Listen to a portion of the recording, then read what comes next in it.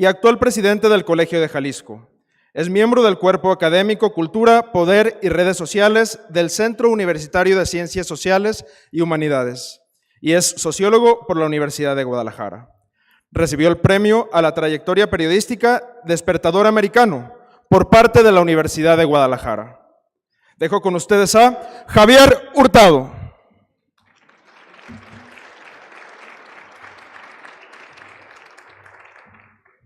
Una vez más es saludarlos y tener el privilegio de dirigirme a ustedes. Les comento, bueno, vamos atrasados, por supuesto, ustedes pueden verlo, así que de tal manera vamos a tratar de cumplir rigurosamente con la hora que está asignada a este panel y no pasarnos del tiempo asignado. Como ustedes se dan cuenta, esta es una mesa o panel sui generis, porque es conferencia magistral con dos ponentes. Entonces, de tal suerte que es como una mixtura entre panel y conferencia magistral. Así entonces nos hemos puesto de acuerdo y hemos convenido en que mejor esto funcione como un panel, en donde los dos distinguidos conferencistas o ponentes van a hacer una primera intervención de aproximadamente unos 10 minutos y luego después, cada uno de ellos, y luego después seguiríamos con otra ronda y las que fueran necesarias dentro del tiempo asignado y también previendo al final, como ya se dijo, una sesión de preguntas y respuestas para facilitar la interacción y participación de los demás asistentes y participantes. Entonces, me voy a permitir hacer una muy breve contextualización o introducción al tema. Esta mesa o panel de conferencias magistrales se llama Los presupuestos participativos, exigencias y desafíos en su implementación. Ya se ha escuchado la ceremonia de inauguración y también la pasada conferencia magistral, esa sí fue conferencia magistral de una persona, de tal manera que continuando con la reflexión que ya se ha plasmado y no con el ánimo de incurrir en alguna reiteración, yo quisiera un poco nada más poner sobre la mesa en lo que tiene que ver con esto de las principales exigencias o desafíos o las experiencias que ha habido, si fuera posible establecer, sería una pregunta que haría aquí a los dos panelistas, con base a los estudios que ellos han hecho, alguna diferencia que pueda existir entre las experiencias que han estudiado, registrado,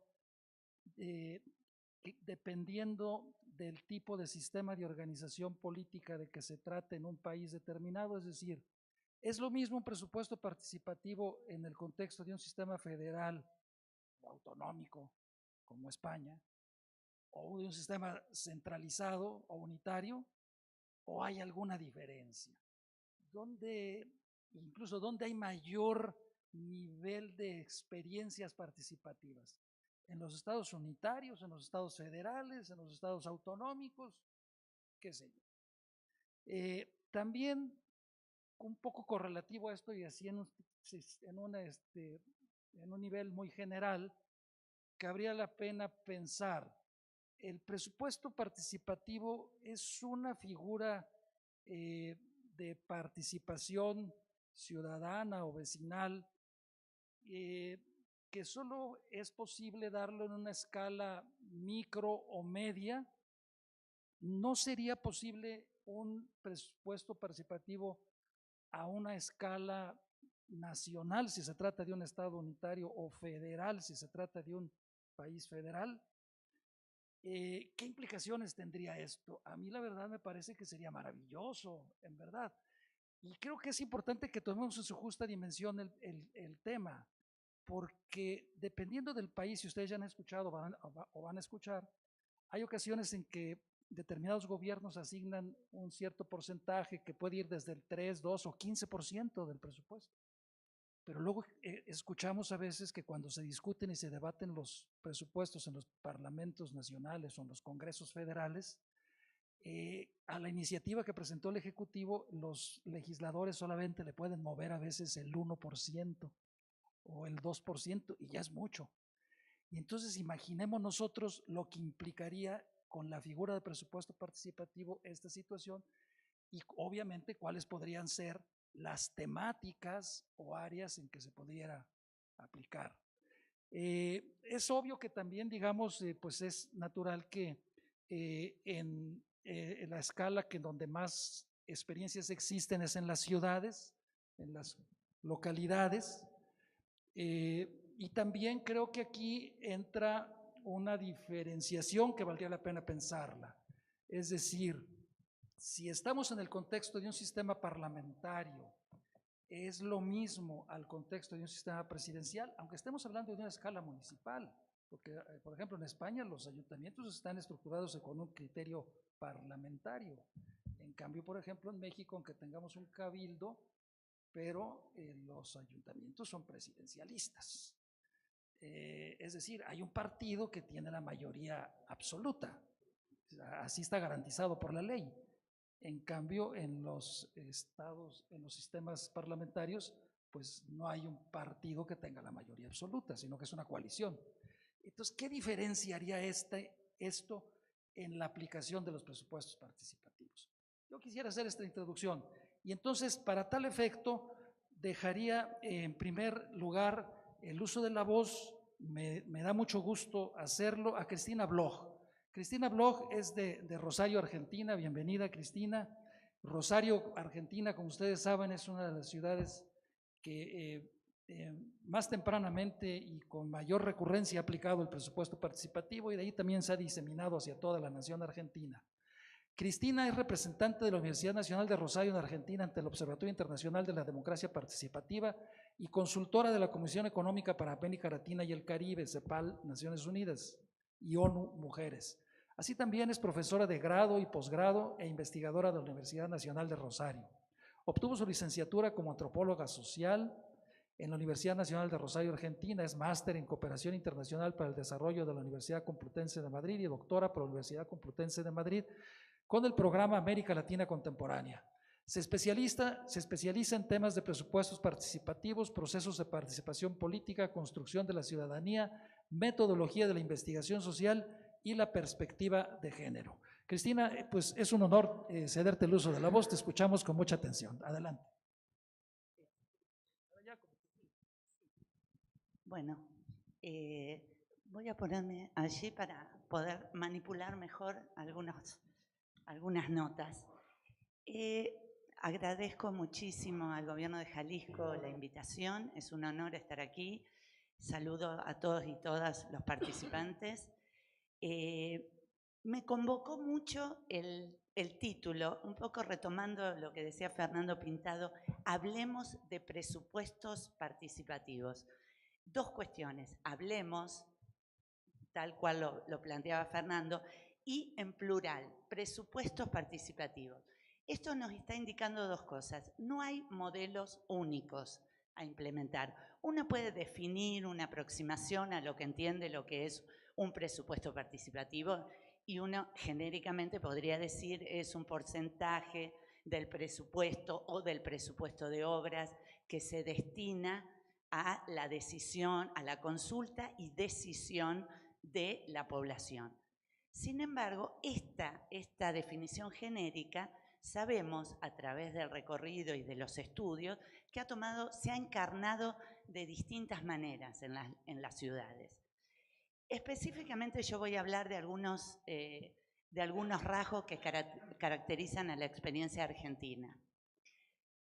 Como bien dijo nuestro moderador, Argentina fue uno de los países que impulsó dentro de América Latina más tempranamente el presupuesto participativo. Es uno de los 15 países en toda la región que tiene presupuesto participativo y el momento de despegue o el despunte de esta experiencia en el país data del año 2002. O sea que el primer presupuesto participativo y que tuvo lugar en la ciudad de Rosario y Buenos Aires simultáneamente, o sea que empezó en dos ciudades muy importantes del país, o sea, hablando en términos poblacionales, y uno es la capital del país, que es Buenos Aires, empezó con ese impulso de digamos, un programa que permitiera al Estado local cierta reivindicación de la representación política. O sea, inicialmente empezó en un contexto de crisis de representación política,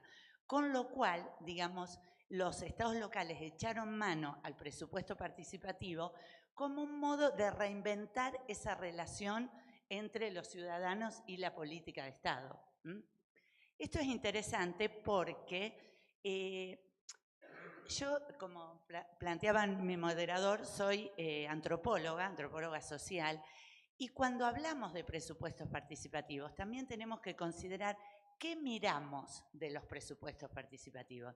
Yo vengo de la academia y estoy mirando la gestión, ¿verdad? No estoy directamente involucrada en la gestión más que como investigadora y colaboradora o consultora. Entonces, eso también hace una pequeña diferencia. Los estados han mirado mucho el presupuesto participativo desde los réditos del Estado y toca también documentar cuáles son los efectos que ha tenido el presupuesto participativo en términos de inclusión, en términos de digamos, ciertos cambios o ciertos impactos que uno puede mensurar en la calidad de vida de las poblaciones. O sea, ¿qué cambió, qué le cambió a la gente participar del presupuesto participativo? Y no es solo la gente que participa, sino el barrio que queda comprometido, el distrito que queda comprometido. Por lo cual, yo digo que hablar de presupuestos participativos es un encadenamiento de problemas. No estamos solo hablando del programa presupuesto participativo. Estamos hablando de la orientación de una gestión de gobierno, de qué tipo de participación estamos impulsando, qué tipo de ciudadanía estamos construyendo. Hay una sinergia, digamos, en esas prácticas que tenemos que tener en cuenta. O sea, avalando un poco la idea de que cuando uno lanza un programa presupuesto participativo, se involucra como en un sistema de participación que va más allá del programa. Ese es un punto que me parece importante. El segundo punto que me parece muy importante, antes de plantearles algunas reorientaciones que sufrió el proceso en Argentina, es el tema de las experiencias que no están suficientemente documentadas. Esto lo planteaba el colega anterior y me parece que esa memoria institucional de la cual hablaba también tiene que tener una memoria social que los investigadores y la gestión de gobierno tiene que ser responsable en empezar a documentar más en profundidad las experiencias desde adentro. Tenemos algunas estadísticas, tenemos algunos datos, evidentemente, no estamos hablando desde la nada, pero nos falta más aproximación a los casos específicos. Y no a los casos en un momento puntual. Necesitamos seguir un poco el proceso para evaluar impactos, para evaluar qué pasó, qué decepcionó. Si ustedes rememoran un poco lo que estábamos hablando antes, en la sesión anterior, muchos preguntaban por qué no se sostiene la participación en el tiempo. Bueno, podemos decir que muchos presupuestos participativos se han sostenido bastante en el tiempo. Pero ¿cuál es la contraparte de eso? Que involucra a un porcentaje muy pequeño dentro de las ciudades. O sea, es un porcentaje que quizás no permite todavía hacer escuela de construcción ciudadana cuando las personas que pasan por la experiencia de presupuesto participativo sigue siendo reducida. Entonces, hay varios esfuerzos sobre los cuales poner la mirada y desafíos que tenemos que afrontar. Algo interesante fue en Argentina todo el proceso de transformación que se fue dando en algunos aspectos del presupuesto. Algunos no muy favorables, como ser la reducción del porcentaje del presupuesto que se dedica al presupuesto participativo. Fíjense, Rosario empezó en la primera gestión de presupuesto participativo con un 8% del presupuesto municipal y ahora está alrededor del 1,5–2%. O sea que hubo un descenso bastante considerable de los recursos que se asignan a a la deliberación popular. Esto tiene también algunas cuestiones de debate. Se debate si debiera o no el presupuesto participativo tener más fondos. Lo dejo planteado, uno de los debates. ¿Hay que incrementar los fondos del presupuesto participativo en las ciudades? Un poco tratando de ir respondiendo a algunas de las cuestiones que nos planteó el moderador. Ese es un punto, o sea, documentar mejor las experiencias, un desafío. Debate acerca de qué porcentajes hay que destinar a la decisión popular. Un tema que me parece interesante y que no se agotó. El otro tema que me parece muy importante es, y como hablábamos ayer con algunos colegas, la tecnología es sumamente importante. Sabemos que todos estamos involucrados en los aspectos tecnológicos, pero la tecnología no debe oscurecer el cara a cara de la discusión en el ámbito presupuestario, porque justamente una de las ventajas que ha tenido el presupuesto es que la gente se ha involucrado y ha aprendido de alguna manera cómo se construye un presupuesto participativo, cómo se construye un presupuesto, digamos. Si es participativo, digamos, ese es el plus que tiene de valor, pero cómo se define un presupuesto. Bueno, me piden 2 minutos, tengo un montón de cosas para contarles, pero lo voy a dejar al final porque quiero dejar planteados 4 o 5 temas para que sigamos debatiendo de acá en más. Me parece que esa es la riqueza de este evento. No vamos a agotar todo lo que vamos a decir acá. Vamos a dejar temas para que cada uno pueda reflexionar sobre sus propias condiciones de producción de un programa de esta naturaleza que queremos que de algún modo se convierta en una política, que no quede solo en el nivel de un programa. Para eso necesitamos hacer una inserción más amplia en esto que llamamos un sistema de participación. Y para eso necesitamos no solo la voluntad política de los estados, sino también una ciudadanía que esté, digamos, dispuesta a participar, que esa es otra de las cuestiones que también podemos debatir. ¿A la ciudadanía le interesa participar? Y si le interesa participar, como pensamos que sí, ¿bajo qué condiciones? Y ahí hay 2 cuestiones que quiero remarcar y con esto termino. Uno, que los presupuestos participativos no solo tienen que ser consultivos, sino deliberativos, que las decisiones que ahí se tomen sean efectivamente llevadas a la práctica. Y 2, que las promesas no sean incumplidas, que los gobiernos puedan ejecutar en el plazo correspondiente los proyectos que surgen del presupuesto participativo. Eso suele y ha sido en general un problema en la ejecución del programa. Hay mucho atraso de las obras del presupuesto participativo. Y eso sería muy largo, pero depende de muchas otras cosas que podemos seguir debatiendo. Bueno, me tomé un minuto más de los 10, pero volvemos, seguimos conversando. Muchas gracias.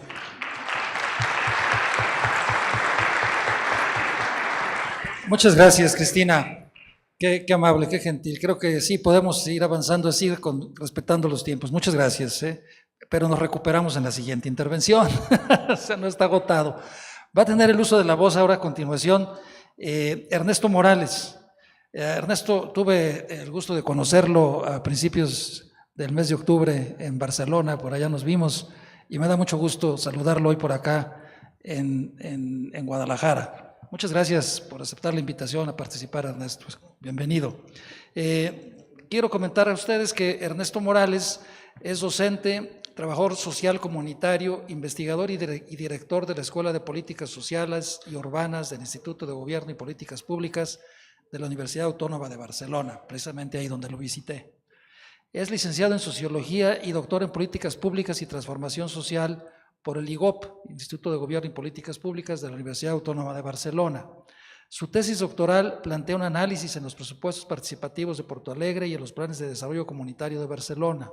Su ámbito de interés en investigación es el empoderamiento en los procesos institucionales de participación ciudadana y se especializa en los presupuestos participativos y los proyectos de desarrollo comunitario en el ámbito urbano. Ha colaborado con diferentes gobiernos locales, redes y proyectos internacionales. Red Urbal 9 para el proyecto Sistema Intermunicipal de Capacitación en Planificación Local Participativa. Red de Ciudades Euromediterráneas para la Buena Gobernanza Local. Pues me da mucho gusto cederle el uso de la voz a Ernesto y comentar con ustedes que, bueno, al término de su intervención trataremos de recuperar lo más relevante de algunos de ellos, señalar si quedan algunas dudas, algunos puntos sueltos por ahí que pudieran luego entrelazarse en la siguiente intervención de cada uno de ellos. Ernesto, te escuchamos con atención. Gracias.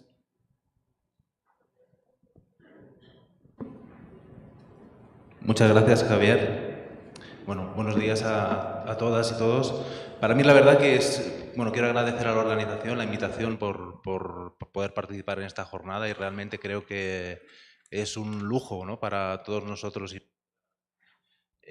poder compartir un espacio como este donde hay tanta riqueza de experiencias, de visiones y de aportaciones. Yo lo que intentaré aportar, de hecho, es una pequeña mirada sobre qué hay en esencia en cuanto al presupuesto participativo. ¿Qué tenía el presupuesto de Participo de Porto Alegre que nos cautivó a tantos investigadores de todo el mundo y que incluso a mucha gente nos hizo dejarlo todo e irnos allí para conocer qué pasaba, ¿no?, como fue mi caso, ¿no?, en el año 2007, después de haber tenido una estancia allí en el año 2002.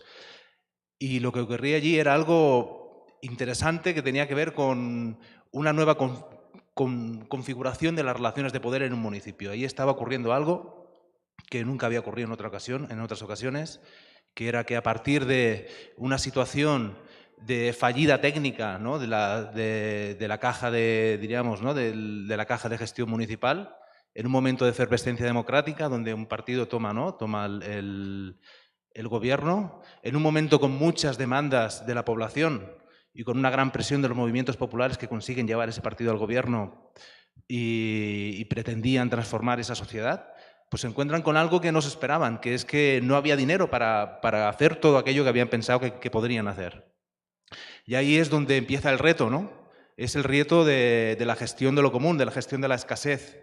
Cómo un gobierno municipal, en un momento dado, desde la improvisación, intenta discutir con las personas de ese municipio, con sus ciudadanos, cómo hacer frente a una situación de fallida económica por parte de la administración local.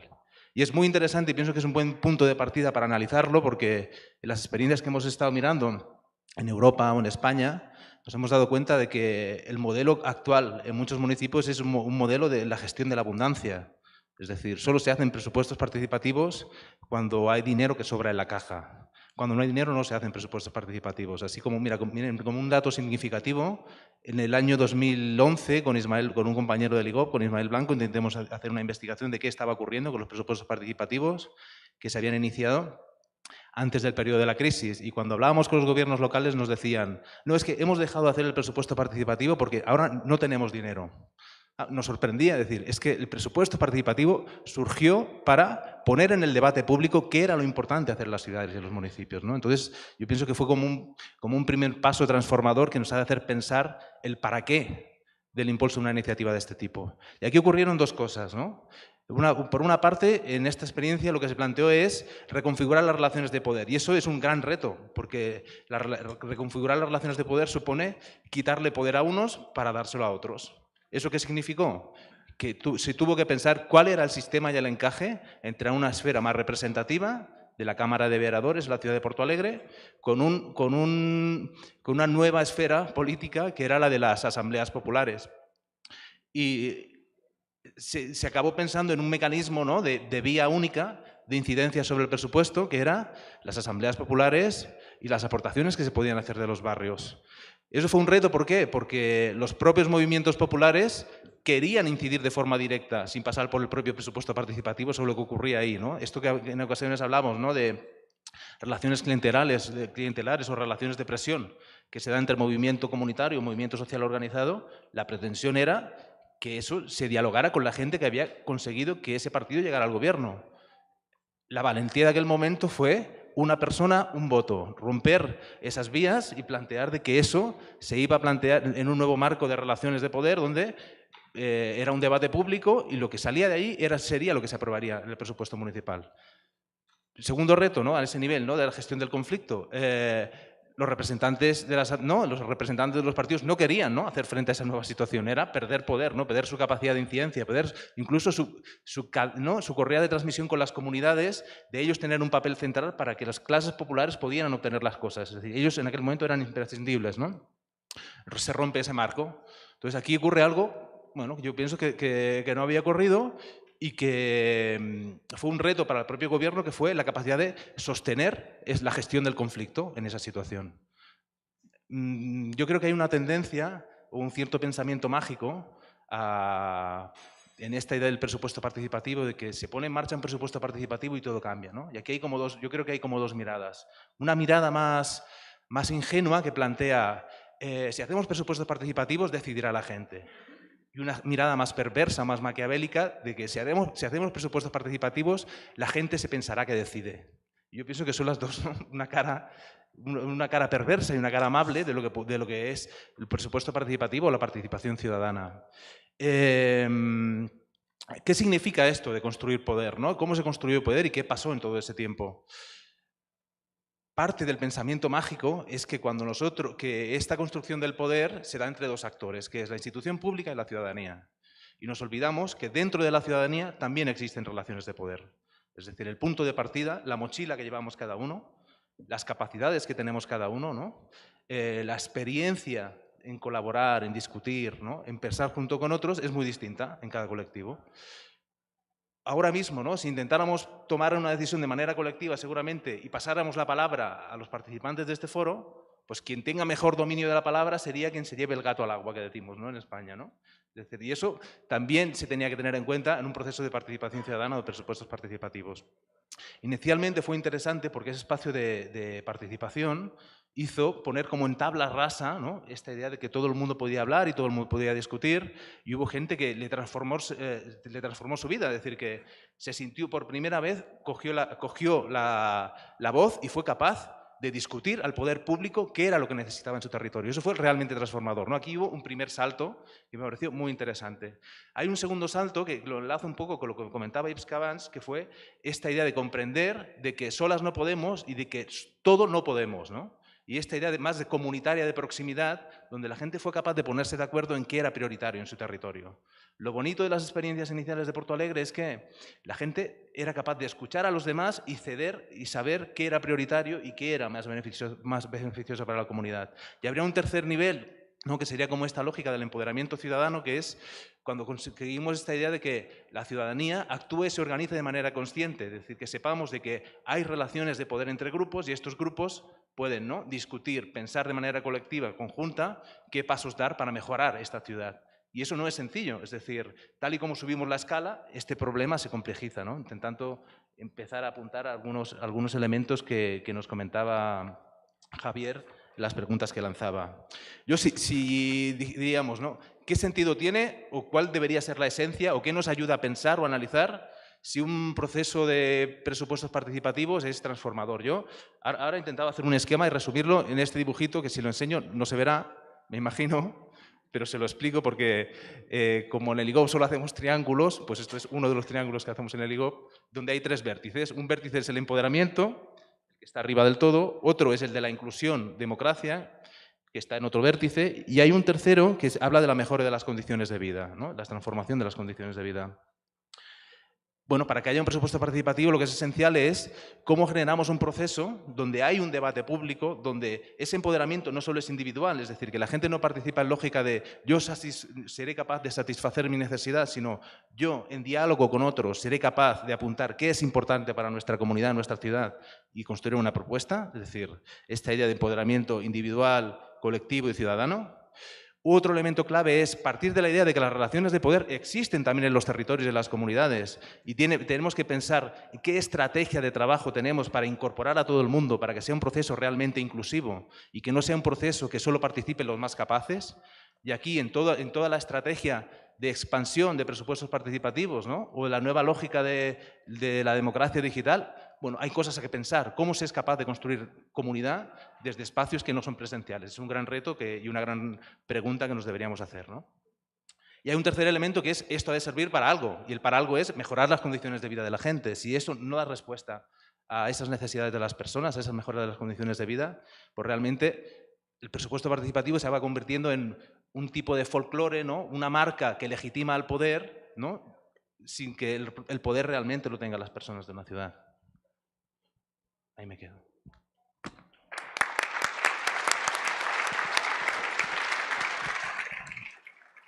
Muy bien, muchas gracias. Gracias a Ernesto también por respetar los tiempos. Bueno, antes de entrar a la segunda ronda, como ustedes podrán darse cuenta, pues hay alguna línea de continuidad en la reflexión con lo que planteaba anteriormente Yves, en el sentido que él decía es que el presupuesto participativo no transforma a la ciudad, sino transforma a las personas para que las personas transformen a la ciudad. Y es también un poco lo que, digamos, decía Cristina cuando se preguntaba, ¿qué cambia en la gente cuando participa en los presupuestos participativos? Y también es un poco lo que nos dice Ernesto. Bueno, el para qué deben ser los presupuestos participativos y nos pone el énfasis en el sentido de que, bueno, ese presupuesto participativo debe servir para algo.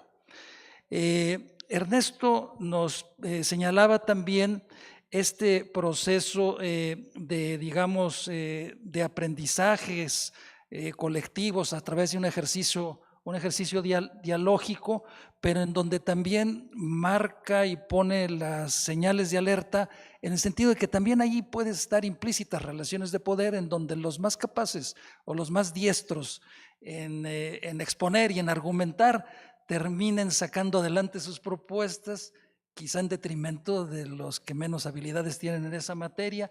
Y también nos decía Ernesto, bueno, cómo conciliar esto del interés en un presupuesto participativo auténtico, de no ver estrictamente en la lógica, por decirlo así, patrimonialista, individualista, de ir a un ejercicio de presupuesto participativo para ver qué saco yo, sino para ver qué logra y qué gana la colectividad, la sociedad en su conjunto, y qué no saco yo como persona, como familia o los vecinos de mi cuadra o de la manzana en donde yo vivo.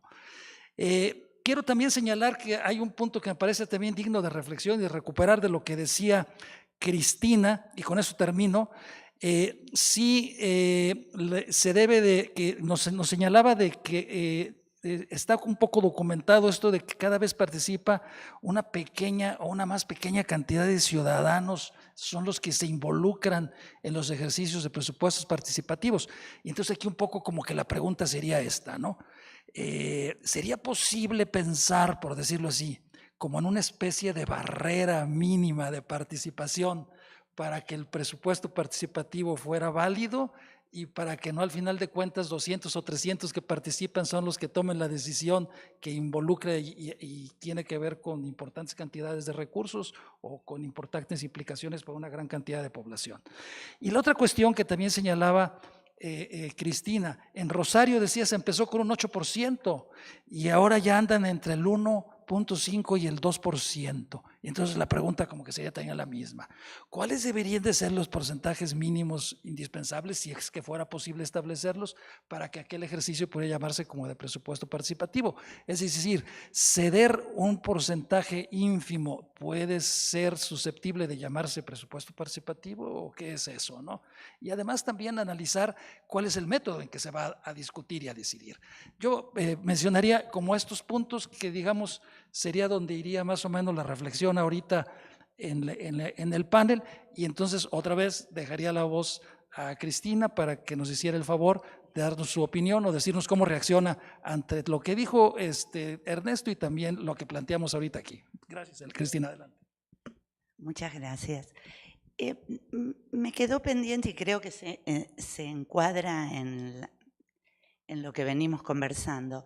¿Cuáles fueron esas reorientaciones que se dieron en los presupuestos participativos en el país justamente en función de que las experiencias se sostengan en el tiempo, que se pueda construir de algún modo una ciudadanía con compromiso, digamos, y que ese compromiso sea colectivo en términos, quizás no podemos hablar de un compromiso colectivo a nivel ciudad, pero sí a nivel distrito, a nivel barrial, digamos. Ustedes saben que participar en los presupuestos participativos, de algún modo, por alguna de las vías, fortalece ese modo que podemos llamar identidades barriales. ¿Por qué? Porque son discusiones que se dan en esos consejos participativos, consejos barriales, donde la gente trata de fijar prioridades para su entorno inmediato. Con lo cual, la primera referencia que tiene el que participa en el presupuesto participativo es el interés más inmediato a su área territorial, digamos. Eso no lo podemos negar. En todo caso, hay que hacer esfuerzos para que ese interés de participación que involucra a su área inmediata se pueda, transformar en un eje de debate para las otras áreas de la ciudad y o estados, depende en qué escala estamos hablando del presupuesto participativo. Entonces, en ese punto me parece que es importante puntuar algunas reorientaciones que se fueron dando y que pueden servir de experiencia, ahí radican las reorientaciones, radica la innovación de los presupuestos participativos. Piensen ustedes que una experiencia que tiene casi 30 años no puede considerarse innovadora en sí misma.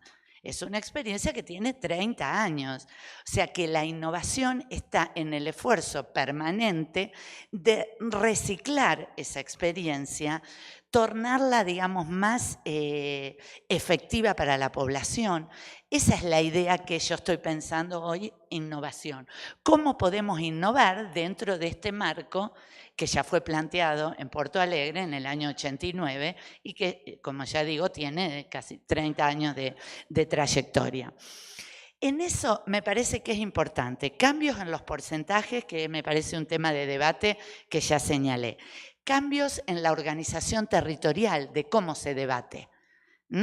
Eso me parece que tenemos que innovar, tenemos que buscar formas de que, las estructuras o las institucionalidades participativas sean más eficientes a los fines de mantener siempre cerca las decisiones de gobierno de las demandas ciudadanas. Cambios en las modalidades de participación. Eso es algo que tenemos que seguir viendo, cómo podemos hacer más efectiva la participación. El otro punto que me parece importante debatir y que se está dando en Argentina es una segmentación del presupuesto participativo. Hoy tenemos presupuesto participativo general, PP joven, hay propuestas de presupuesto para la tercera edad, hay propuestas de PP verde, por ejemplo, o sea, propuestas ecológicas, PP de turismo, hay distintos, PP en presupuesto participativo en las universidades. O sea, hay distintas formas, que hoy están asumiendo y que sí pueden ser innovadoras y que merece también un debate si esa segmentación va a debilitar al presupuesto participativo más general o no, o lo va a potenciar. Entonces, como síntesis, me parece que 4 temas. Evolución de las experiencias, documentación más cercana, documentación de los procesos, impacto, eso significa de algún modo análisis de impacto. El otro punto, las resistencias, ¿dónde radican las resistencias? Tanto a nivel de la población como a nivel del propio estados municipales, estaduales, etcétera, y de las burocracias. El otro punto, la calidad de la participación, la efectividad de la deliberación y mecanismos que estimulen la participación desde la infancia. O sea, si estamos hablando de procesos de aprendizaje, tenemos que ir un poco más atrás que el PP joven quizás. Tendríamos que ir a implementar mecanismos que eduquen, entre comillas, a la participación desde temprana edad. O sea, la participación no es espontánea, la participación hay que construirla, hay que diseñarla. Bueno, gracias. Gracias, Cristina. Bien, Vamos a continuar y cedemos ahora el uso de la voz a Ernesto Morales para que nos dé sus impresiones, sus comentarios sobre lo que he dicho. Adelante, Ernesto. Sí, el tema del porcentaje del presupuesto, ¿no?, que da legitimidad, yo creo que es el gran tema. De hecho, el gran tema al menos para la gente que participa, ¿no? Tanto para los que están están intensamente a favor, y los que están intensamente en contra, son dos elementos que ponen encima de la mesa, ¿no? ¿Cuánto es el porcentaje que se debería poner a participación? Para mí lo importante tal vez no es definir tener un estándar, ¿no?, un porcentaje de partidas, sino tener las reglas claras, las reglas del juego claras de cuánto es lo que se pone, ¿no?, de dónde sale y cómo se va a gestionar eso. De hecho, también analizando experiencias, nosotros ahí en España hemos visto cosas, bueno, no sé cómo definirlas, peculiares, ¿no? Desde lugares donde no se define cuánto se va a invertir en el presupuesto municipal, ¿no?, a través de la participación, y entonces, según lo que diga la gente, yo diré que pues todo esto lo ha dicho la gente, el 80% de lo que dice la gente es lo que yo hago en el presupuesto, ¿no? Es un discurso un poco tramposo, o discursos más diríamos, austeros, pero más transparentes, es decir, del presupuesto que hay pondré tal porcentaje. De hecho, me parece una opción en muchas ocasiones como más transparente desde el punto de vista de la gestión pública, que no hablar de un todo que no se sabe ni qué es ese todo, ni cómo se va a hacer, etcétera, ¿no?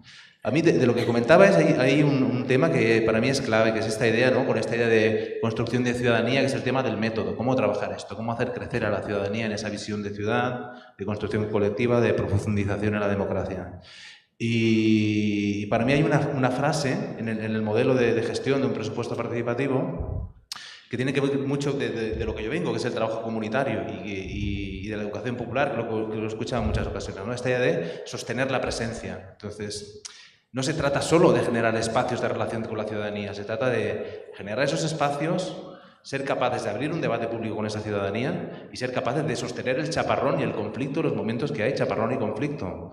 Los procesos de desmantelamiento que se han dado en algunas ciudades sobre presupuestos participativos, ¿no?, podríamos poner casos brasileños u otros, ha pasado un poco por ahí, ¿no? Es decir, que han tenido momentos donde han sido criticados por el hecho de acompañar demasiado el debate de la ciudadanía, pero sí tener la intencionalidad de conseguir resultados de esa deliberación, es decir, que eso nos llevara a algún lugar y se tomaran decisiones. Y sin embargo, en otras ocasiones se ha dejado estar, ¿no? Se ha dejado de que ese proceso no fuera conducido, acompañado y debatido, y se ha generado un caos que no ha llevado a ninguna conclusión en ningún lugar, ¿no? Entonces, para mí esta idea de sostener la presencia es como algo bastante importante, ¿no? Pues hay otra idea que es reorganizar la administración. Es decir, cuando estamos planteando de que la ciudadanía tiene voz, nuestro modelo organizativo y administrativo no está pensado para eso, y el gran fracaso de la incapacidad de dar respuesta a las necesidades y a las obras que plantean los presupuestos participativos es esa incapacidad de reorganizar la administración pública, ¿no? Y por otra parte, creo que hay un elemento que deberíamos tener en cuenta, que es el presupuesto participativo no es el único espacio de relación con la ciudadanía. A mí, ahora que veo aquí a Fernando así cara a cara, ¿no? Nosotros tenemos un amigo en común, que es Óscar Rebollo, que trabaja temas de acción comunitaria ya en Barcelona, y él habla de que las comunidades y la ciudadanía no es algo que está fuera de la institución. Está cada día dentro de la institución el momento que abrimos la puerta de los servicios públicos, el momento que abrimos la puerta de las escuelas, de los centros de salud, de los centros sociales, ¿no? De cualquier servicio público que abrimos en el día a día en la ciudad, tiene la ciudadanía dentro. Entonces, ¿cómo generamos un espacio de relación donde consigamos una ciudadanía crítica, ¿no?, con visión, con capacidad de dialogar, con discutir y problematizar sobre lo que se hace, ¿no?, y con la capacidad de aportar?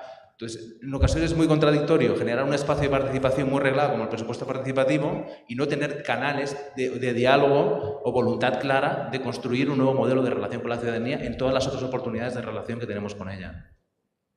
Lo dejaría ahí. Muchas gracias, Ernesto. Bien, quiero comentar con ustedes, naturalmente, el objetivo de este foro, pues creo que si está generando dudas, el objetivo se está cumpliendo.